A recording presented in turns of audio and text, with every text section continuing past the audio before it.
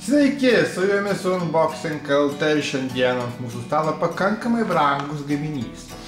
2,59 €. Na, riešutai visą laiką yra pakankamai brangus produktas Lietuvoje, tai yra prabangos produktas. Taip kad tiesiog aš dabar noriu padaryti šitų riešutų unboxingą, jų paragauti, kad galbūt sutaupysiu kažkam iš jūsų pinigus, nes, perkant riešutus nenorėtųsi išleisti pakankamai daug pinigų, primenu, tai yra 2,59 € ir man rodos šitie riešutai yra pirkti Lidl parduotuviai su akcija. Tai dabar nagrinėjam. Taigi, Alesto Mixed Nuts tai yra riešutai, įvairiausių riešutų. Pasižiūrim, iš kogi jie yra padaryti.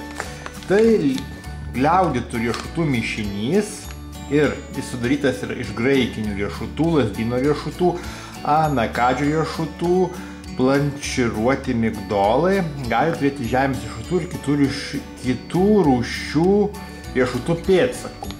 Laikyti vėsioje sausioje vietoje. Ir dabar pasižiūrim kilmės šalį. Tai yra graikiniai riešutai yra iš JAV arba Čilės, lazdyno riešutai Italija, Turkija, anakadžių riešutai Indija arba Vietnamas ir migdolo riešutai iš JAV. Tai toksai, kaip pasakyti, tarptautinis, internacionalinis riešutų mišinys iš tikrųjų. Čia yra 200 gramų. Na, kas man patinka šitame įpakavime patinka tuo, kad jeigu aš va čia dabar atsidarysiu, tai po to galėsiu šitą visą paketą uždaryti. Čia, kaip sakoma, užklijuot galėsiu. Dabar aš jau neužklijuosiu, parodysiu paskui, kai mes viską atidarysim.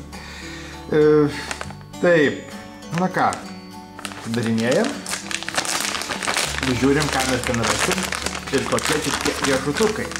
Va, riešutus matot, kaip jie atrodo, iš tikrųjų čia yra mišinys, pilna riešutų visokiausių. Aš juos išbelsiu dabar ant stalo.